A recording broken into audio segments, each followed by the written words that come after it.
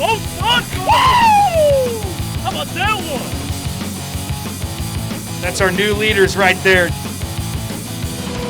Big Silly! University of Montevallo, 24-96.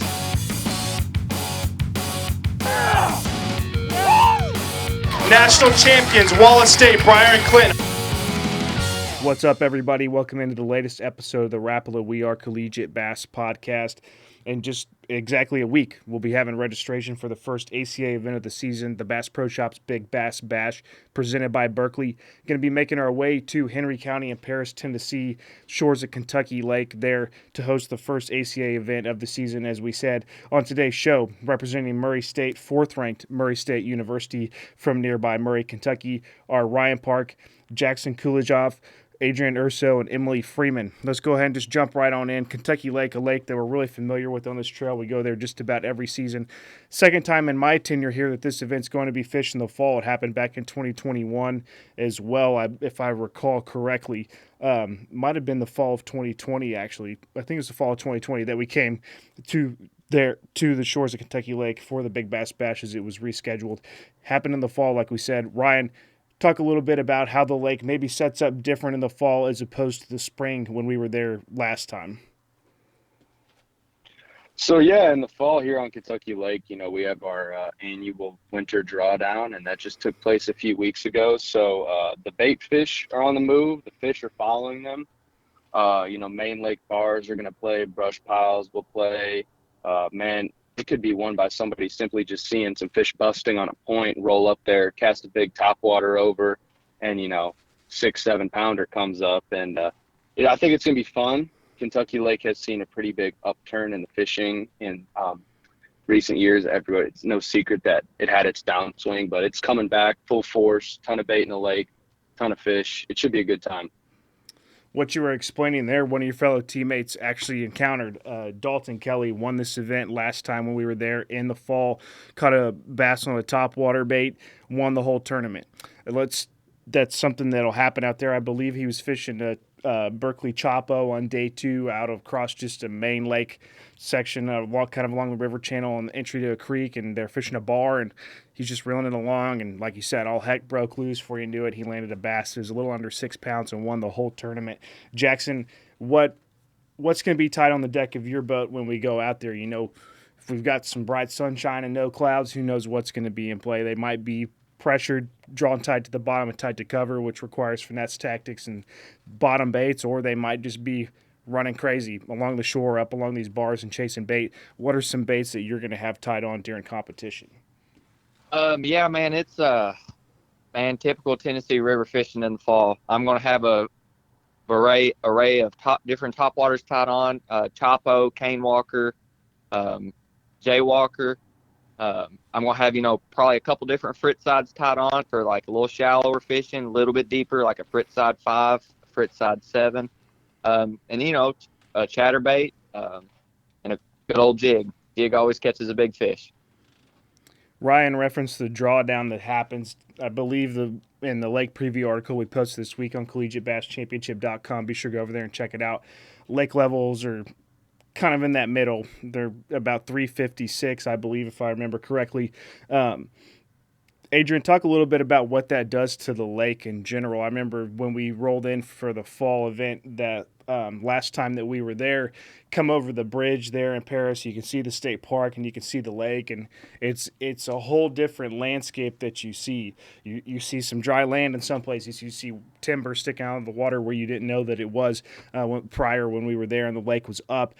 What does that do to the fish? Does it suck them down in specific areas? I would think that's kind of the direction we're going to go with this answer. It doesn't really spread them out as much. It's going to condense them. What does it do, and where do those fish specifically target when the lake is down like this? Yeah, you're definitely not wrong with it keeping them less spread out. Sometimes they can come to, high percentage areas and get sucked into them. Going to be a whole bunch of fish sitting in one, but hell, you're looking at them with the live scope and these pinch points and whatnot, and you can throw just about anything you want at them, but unless you're at the right place at the right time, you ain't going to catch nothing. Yeah, I remember timing was a big deal. In the spring event, you get a little bit of clouds. The fish are all up shallow. You can catch them all day. Timing, yes, plays a factor, but those fish in the spring when we normally come, you can kind of set your watch to where they're going to be and what they're going to be doing. Now with the fall, a little bit of wind, a little bit of cloud cover, different variables like that can really change them up. Emily, what's your strategy going to be throughout the day? Day one is a little bit longer. Day two shortened so everybody can get back to school. But you're going to get out on the water around, let's call it 7 o'clock. You've got a couple weigh-in sessions throughout the day leading up to day one, ending at 3.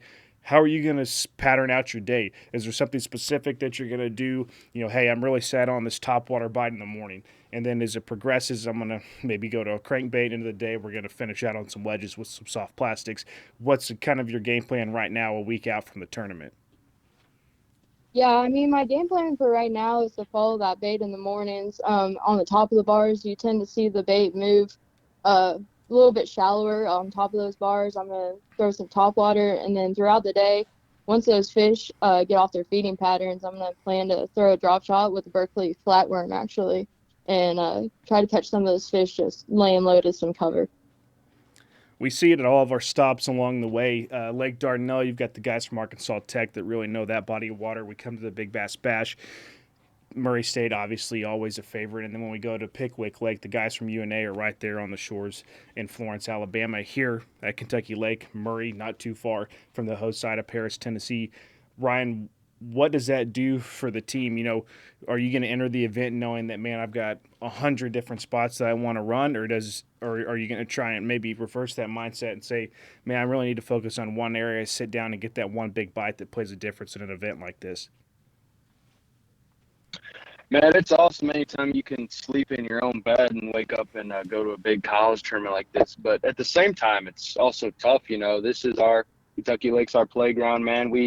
I'd like to think that most of us know just about every inch of it. And, we have so many spots in our mind that we want to run in one day. It's tough, just to look at it from a lens of, with an open mind, because that's how you got to fish out here. Fish are always changing on Kentucky Lake faster than any other lake, I believe. And so, it's just going to be tough this week while I'm practicing. I'm going to just try and keep an open mind and approach it like it's a lake I've never been to before. Jackson, we were talking off phone a little bit in preparation for the interview, and strategy plays a role somewhat in a tournament like this, the Bass Pro Shops Big Bass Bash presented by Berkley, as opposed to other tournaments where you really want to be on a pattern. You want to be catching fish all throughout the day. You want to be culling, and you want to work your way up to a big bag. Here with this tournament, it's one bite. We're fishing 2 full days, and if you only catch one fish, you have an opportunity to win the tournament.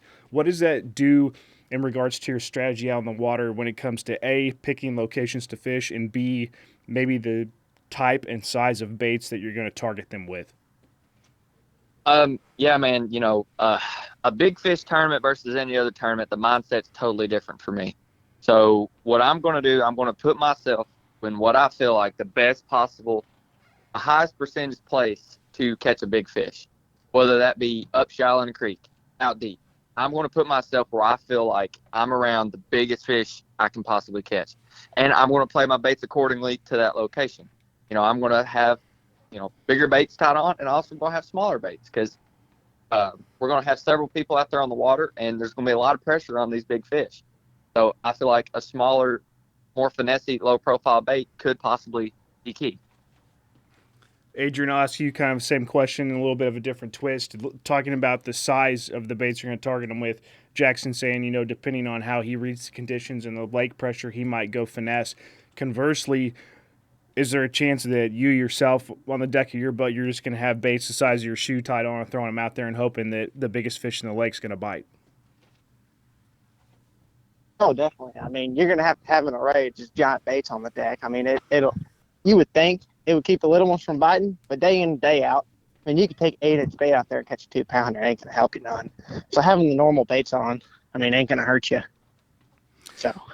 Yeah, it's awesome to kind of see how this always plays out, and you never know what's truth on day one, but by the time weigh-in closes on day 2, everybody's ready to talk about how they're catching them and how they're going about their business, and then we come back to the office, and I see the video footage and kind of put the pieces of the puzzle together and see how it works out. And each year is different. You know, sometimes it's kind of a free-for-all and we get a rainstorm blow in the morning. It's cloudy and everybody's getting bites on a little bit of everything. And then other times it's super tough. One group that knows the lake well is out on a ledge that nobody else is even fishing ledges, and that's what gets the job done. And we saw a good fish caught that way in the fall a couple years ago as well. Emily, we talked to them about baits and strategies to catch those big fish. Location plays a factor, whether you want to be close and weigh in every session, or you're going to make a big run knowing that you need one bite and you're going to weigh in the final session of either day, depending on how your strategy plays out. Talk a little bit about picking a location for a big bass tournament like this with 4 weigh-in sessions on day 1 and 3 weigh-in sessions on day 2. I think it really just mindset plays a role. I mean, where you have confidence after your full week of practice for pre-fishing. For me, I'm going to go far and get out of the pressure around those fish. I'm looking for that one bite rather than being close to for each session. Although I know some people have caught them close by and weighed in at first and third session. But I think it totally depends on what your pre-fishing strategy was throughout the whole week prior. We're talking with Ryan, Jackson, Adrian, and Emily, representatives of 4th-ranked Murray State University. So far this season, they've earned a total of 4,000 points. Ryan, you've been there for a while, been a part of this team, seen the highs and the lows of the School of the Year race. In regards to last year in the Bass Pro Shop School of the Year presented by Abu Garcia, Murray State maybe kind of had a year that is a little atypical for them, fell a little bit down the standings, where normally they're right there knocking on the door to be inside the top 3. Talk a little bit about the start to this season so far and what you like about it. Is it has y'all positioned inside the top 5 with a chance to, a couple double points events across major trails this fall can set you up for a really big run next spring. Yeah, Kyle, I'm really excited with our start to this year. We've been real blessed to just be consistent at our first few events of this season. And, typically our fall is kind of our tougher time period for us to gather points, and we do a little bit better in the spring. And so if we can make it through the fall and accumulate a good amount of points, then I feel like we'll have a pretty good shot at the title this year. Yeah, this has to be one of the busier, more important falls in regards to the School of the Year race that I've witnessed in my 4 or 5 years here helping with the Association of Collegiate Anglers and the Bass Pro Shop School of the Year presented by Abu Garcia. Several MLF events, and now both of those 2 major trails, MLF and Bass, are double points, so we've seen that play a factor already. You have the Bass Championship, which always falls during the fall. We're having a second event that normally doesn't happen this time of year because of some rescheduling, and so I think there's I don't have the schedule right in front of me, but there's probably about 6 or 7 double points events this fall where normally there was used to just be 1 or 2. So that's going to set this spring up to be just a huge slugfest as we get ready, but you can't discount what lies ahead here to be able to earn those valuable points. Jackson, what's the communication and talk like amongst the team? I believe I saw on social media you might have had one of your first meetings this week as it pertains to the School of the Year race. How are y'all going to try and improve upon last year and maybe even claim the first title in team history for Murray State? Yes, sir. So last year we went through some growing as a team, and we had a lot of new faces, and there's a lot of new things. This year, everyone's more comfortable with everybody. We kind of got a good game plan.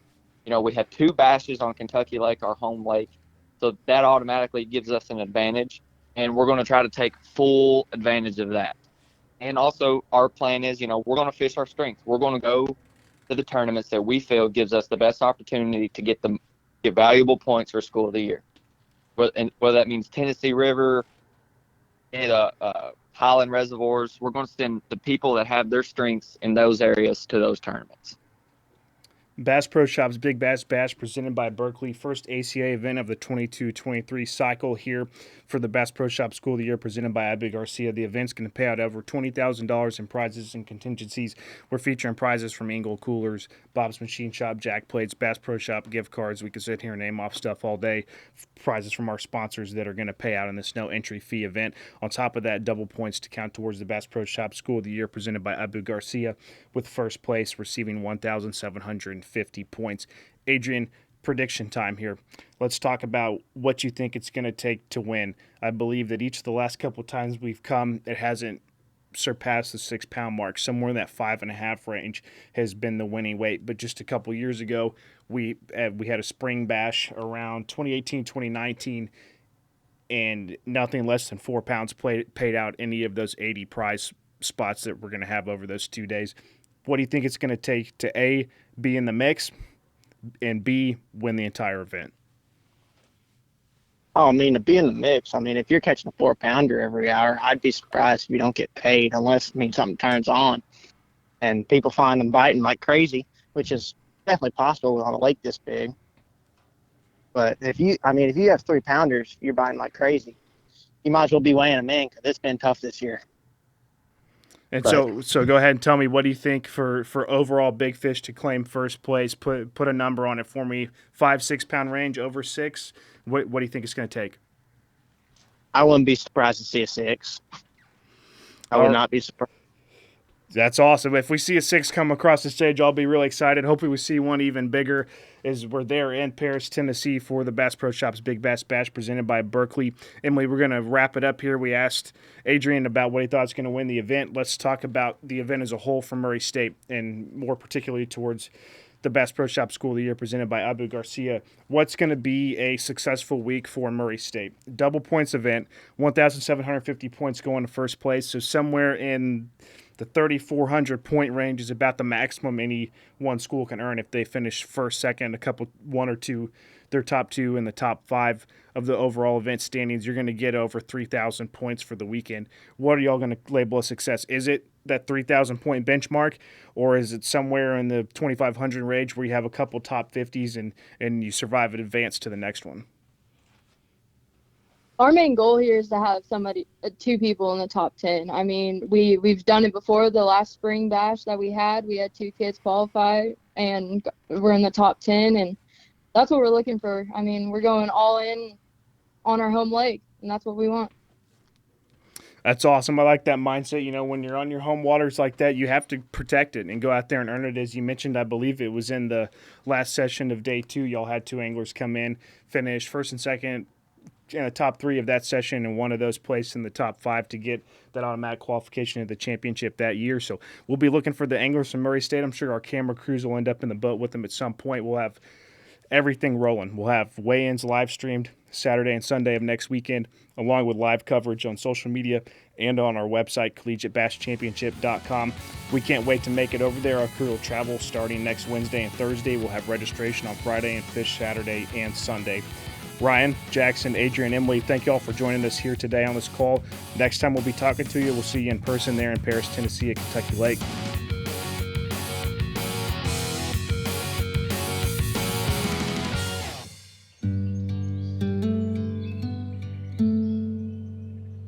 Fishing is all about connecting with nature.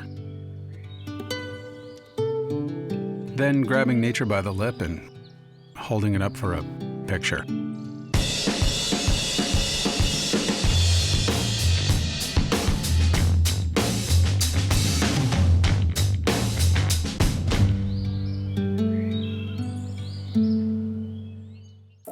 To fishermen and other liars, the time you spent on the docks, the banks, the boats, the lines you cast, and the hooks you set. These moments you share with the people you love, the fish you never forget, and the tales that get taller with every retelling. Make memories that'll last a lifetime with Bass Pro Shops and Cabela's. Your adventure starts here.